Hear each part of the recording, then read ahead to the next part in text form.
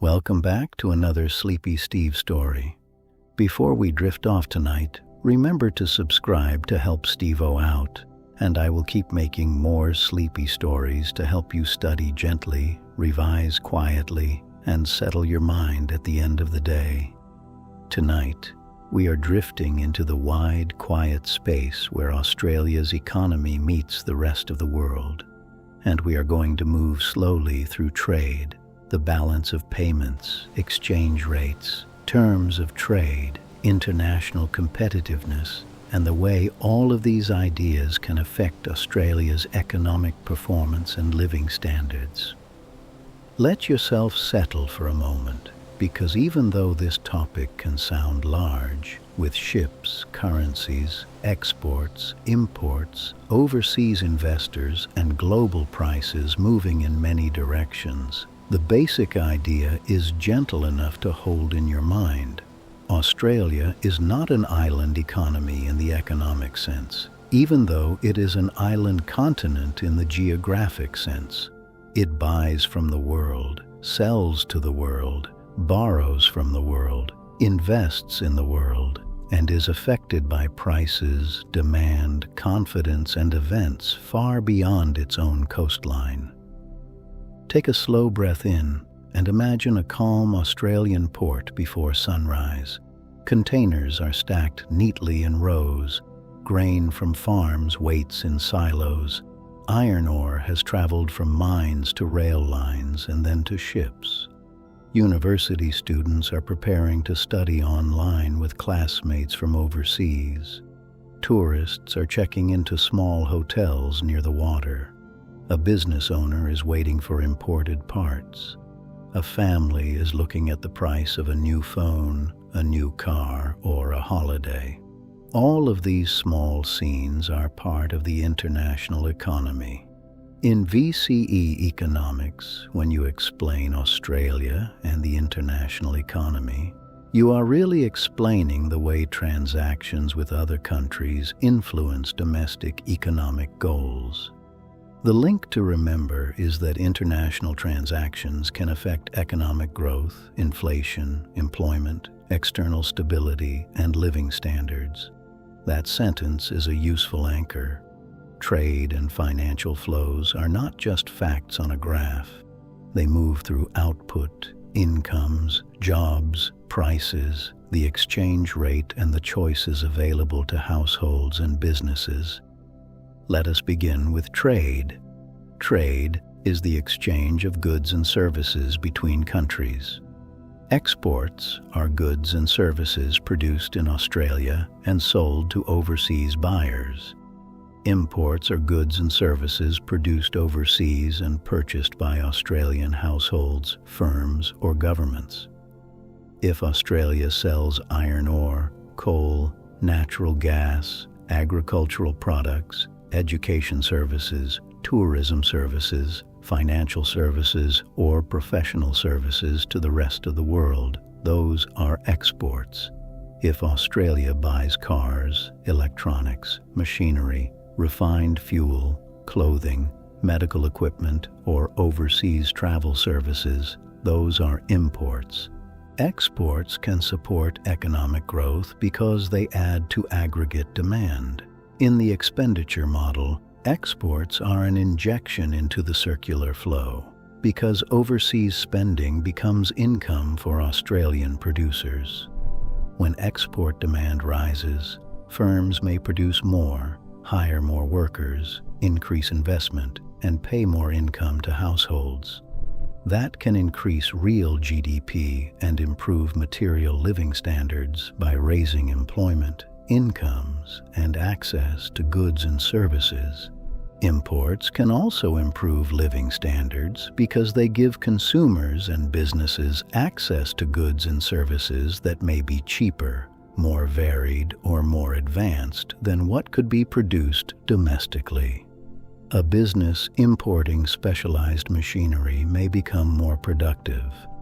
A household buying an imported laptop may access education or work more easily. Imported goods can help lower cost pressures when they are cheaper than domestic alternatives, although they can also place pressure on local producers that compete with imported products. This is the first exam-style balance.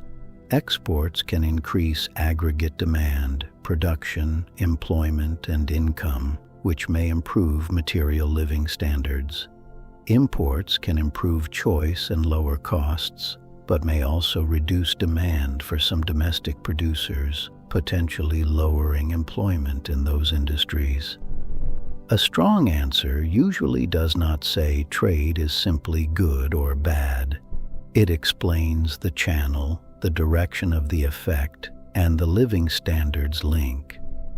Now we move to the balance of payments, which is one of the big recording systems in this part of economics.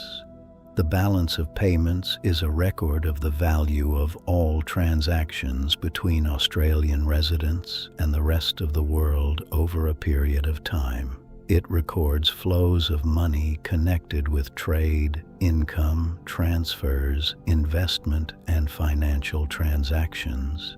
You can imagine it as a careful national ledger beside the harbor, quietly writing down every economic exchange that crosses the border.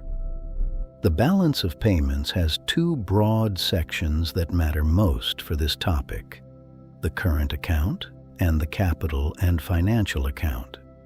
The current account records transactions involving goods, services, primary income, and secondary income. Goods and services include exports and imports. Primary income includes things such as income earned from investments and work across borders, including interest, dividends, and profits. Secondary income includes transfers where money moves without a good, service, or asset being exchanged, such as foreign aid or remittances. The current account balance can be in deficit or surplus.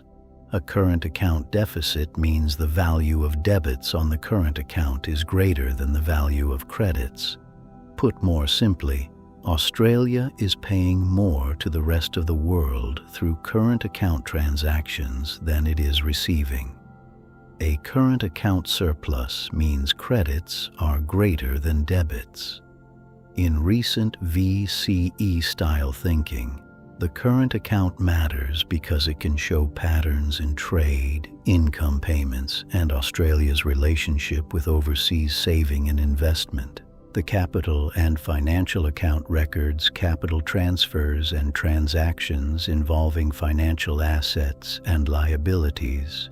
For most practical exam answers, the financial account is especially important because it includes foreign investment into Australia and Australian investment overseas. When overseas investors buy Australian assets, lend to Australian businesses, purchase government bonds, or invest in Australian projects, that appears in the financial account. When Australians invest overseas, that is also recorded there. A key idea is that the current account and the capital and financial account are connected. If Australia has a current account deficit, it is generally matched by a capital and financial account surplus. This means that the shortfall in current account transactions is financed by capital and financial inflows. In calm language, if more money is flowing out through imports and income payments than is flowing in through exports and income receipts, then financial inflows help cover that gap. This connection matters for external stability.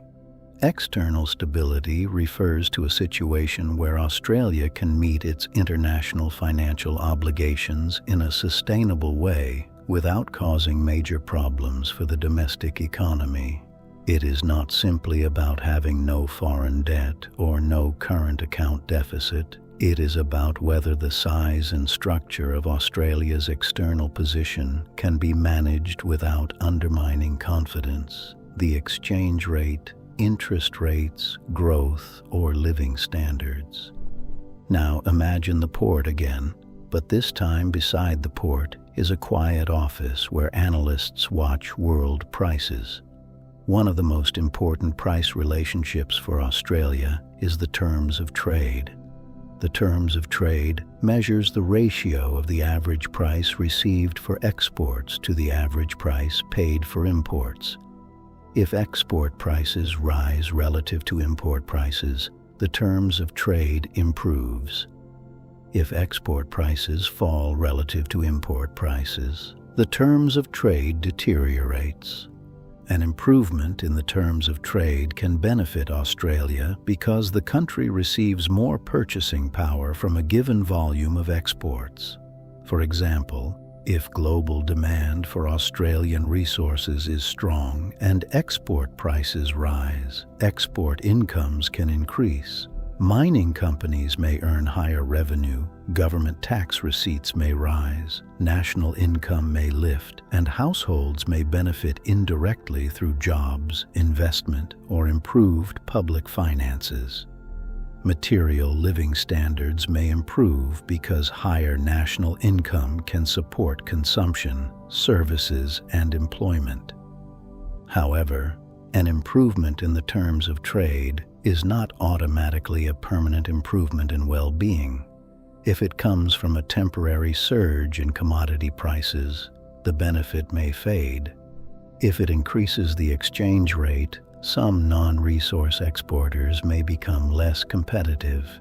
If the benefits are concentrated in particular industries or regions, equity concerns may arise. If production expands in ways that damage the environment, non-material living standards may be harmed. This is why exam answers should link terms of trade to both benefits and possible limitations. A deterioration in the terms of trade can reduce Australia's purchasing power because export prices fall relative to import prices. If export income falls, national income may grow more slowly, profits may decline in export industries, investment may weaken, and employment may come under pressure. This can reduce material living standards through lower income or job opportunities. If lower export revenue also weakens the government's budget position, there may be less capacity to fund services, although the final effect depends on the size and persistence of the change. Next, let us turn to the exchange rate. The exchange rate is the value of one currency expressed in terms of another currency. For Australia, we often think about the Australian dollar against the US dollar, but the same idea applies against the currencies of other trading partners. If the Australian dollar appreciates, it rises in value relative to another currency. If it depreciates, it falls in value relative to another currency. An appreciation makes imports cheaper for Australian buyers because each Australian dollar can buy more foreign currency.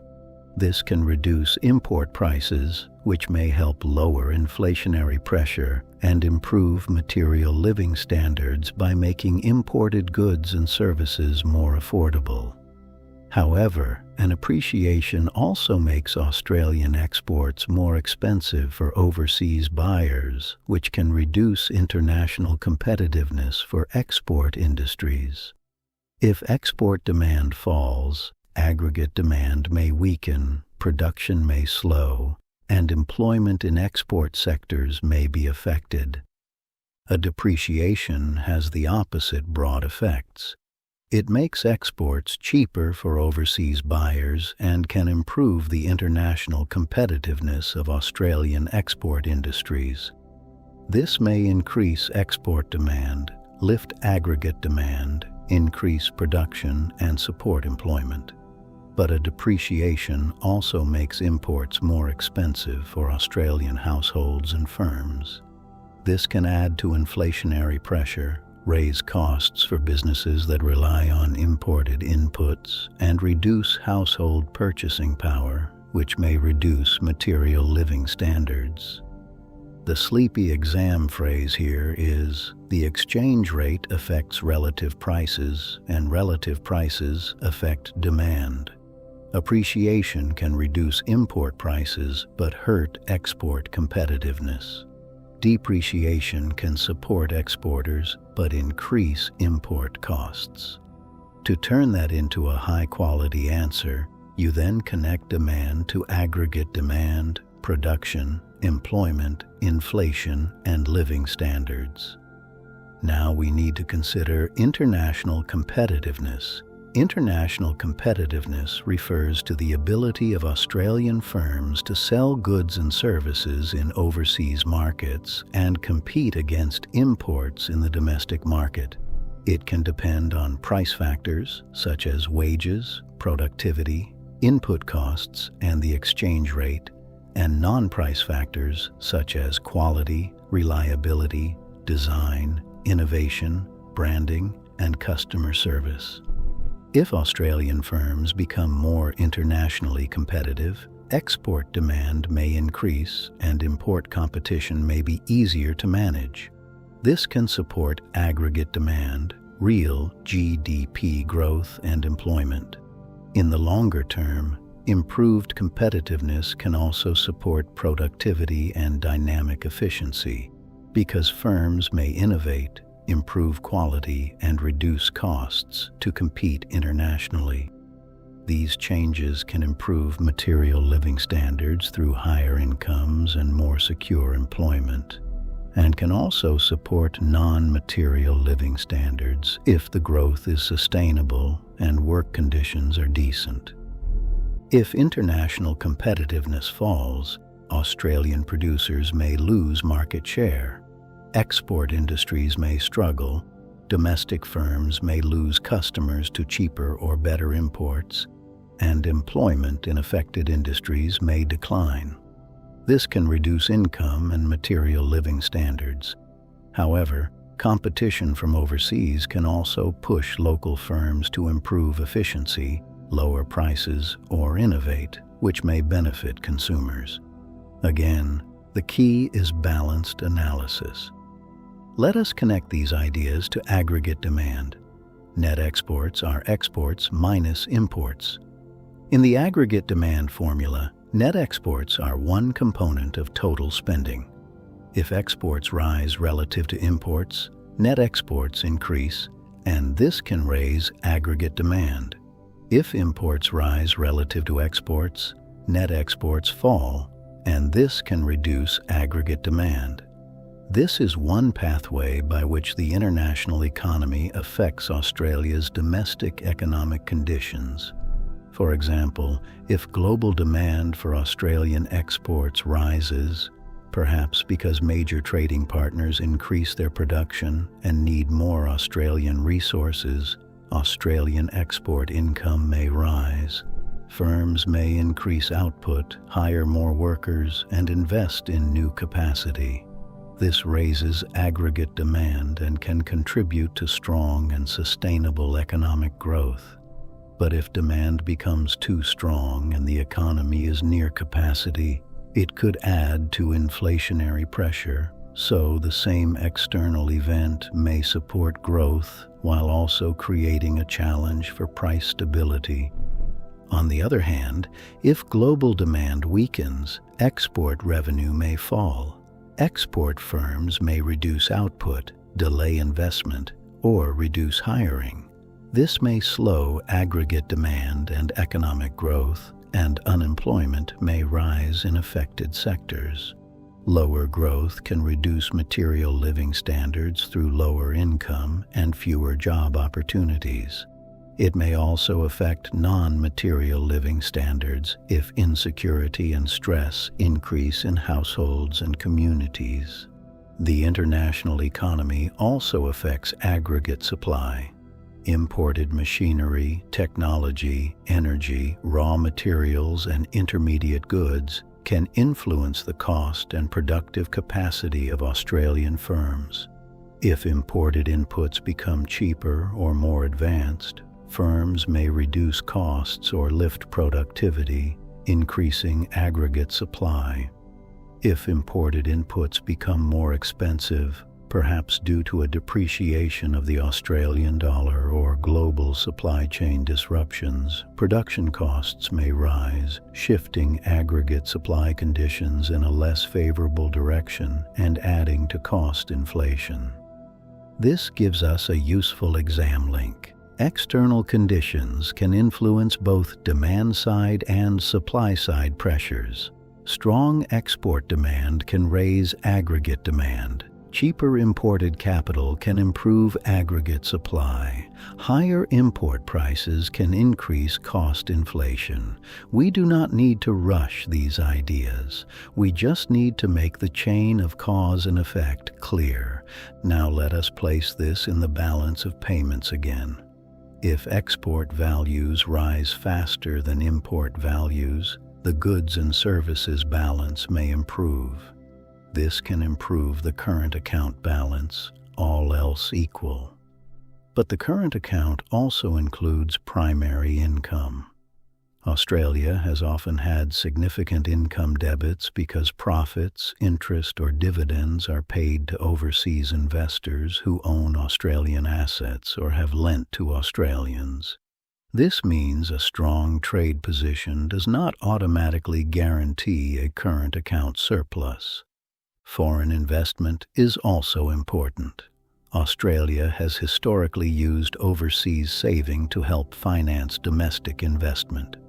Foreign investment can increase productive capacity by funding infrastructure, business expansion, mining projects, technology, housing, or other capital formation. This may support economic growth and employment. However, foreign investment can also lead to future income outflows, as profits and interest are paid to overseas owners and lenders. This can affect the primary income balance on the current account. When writing about foreign investment, avoid saying it is simply good or bad. Instead, write that foreign investment can support domestic investment, productivity, employment, and growth, but may increase foreign liabilities and future income payments overseas.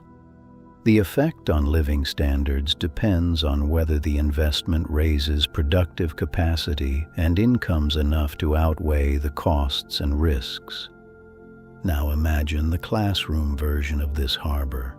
On one side of the board are the words growth, inflation, employment, and living standards. On the other side are exchange rates, terms of trade, trade flows, foreign investment, and global demand. Your job in an exam is often to draw a careful bridge between the two sides. Do not leave an external factor floating by itself. Always ask, how does this affect demand, supply, income, prices, jobs, or confidence? And then how does that affect living standards? For strong and sustainable economic growth, the international economy can help when export demand is strong, foreign investment supports productive capacity, and Australian firms remain competitive. Growth can improve material living standards through higher incomes, employment, and access to goods and services.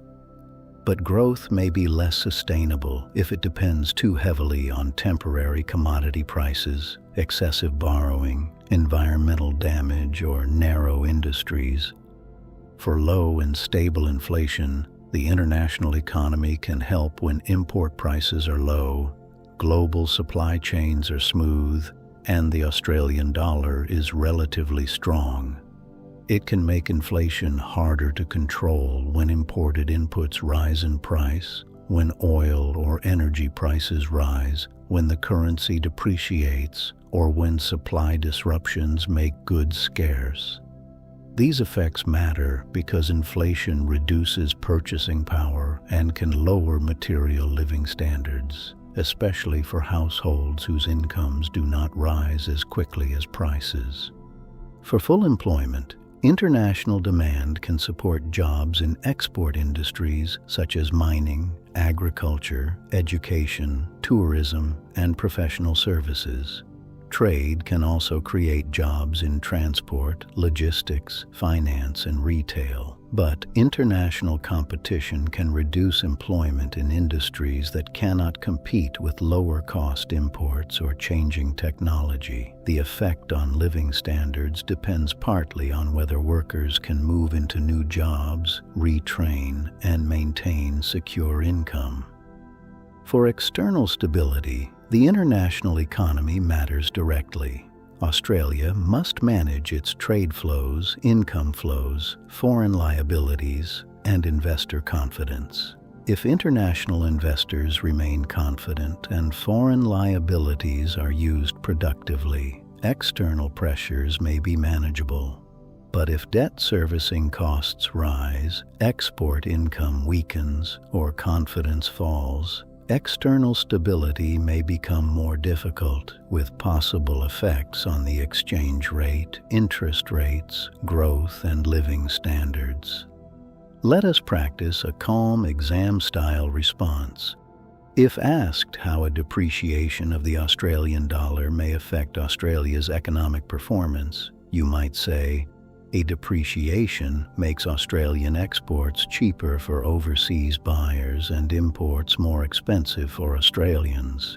This may increase export demand and reduce import demand, improving net exports and increasing aggregate demand. Higher aggregate demand may increase real GDP and employment, improving material living standards through higher income. However, more expensive imports may add to inflationary pressure and reduce purchasing power, which may reduce material living standards for some households. Notice the shape of that answer. It defines the change, explains the price effect, connects the price effect to demand, connects demand to macroeconomic goals, and then links to living standards. This is the pattern you can reuse again and again. Here is another. If asked how an improvement in the terms of trade may affect living standards, you might say, an improvement in the terms of trade means export prices rise relative to import prices, increasing Australia's purchasing power from trade. This may increase export revenue, national income, profits, and government tax receipts, supporting material living standards through higher income, employment, and services. However, if the improvement is temporary or concentrated in a few industries, the gains may not be evenly shared, and environmental pressures from expanded production may reduce non-material living standards. And one more. If asked how increased foreign investment may affect Australia's economy, you might say, foreign investment can provide funds for domestic businesses and infrastructure, increasing productive capacity, employment, and economic growth. This may improve material living standards through higher incomes and greater output. However, foreign investment may also increase future income outflows in the form of profits, dividends, or interest paid overseas, which can worsen the primary income balance and may create external stability concerns if liabilities become difficult to service. As you rest with these examples, remember that Unit 3 economics often rewards precise chains. The words should not be random. Appreciation, exports, imports, aggregate demand, growth, inflation, employment, external stability, and living standards all need to sit in order. A calm answer is often a strong answer because it does not jump over the middle steps. Let us now revisit the harbor one final time. A ship leaves with Australian exports. Another arrives with imported machinery. A student from overseas pays for education services. An Australian superannuation fund buys overseas assets. A foreign investor helps fund a local project. The Australian dollar moves a little. Commodity prices rise, then fall. Somewhere in a household, the price of imported goods changes. Somewhere in a business, an export order increases. Somewhere in a government office, budget forecasts shift because company profits and tax receipts have changed. All of these events are part of Australia's international economic relationship. They matter because they pass through the real lives of people. They affect jobs, incomes, prices, choices, confidence, public services, environmental pressures, and community well-being. That is why the international economy is never just about overseas transactions. It is also about domestic living standards. So, as you drift towards sleep, keep the main links soft but clear. Trade connects Australia to overseas buyers and sellers. The balance of payments records transactions with the rest of the world. The current account records goods, services, income, and transfers.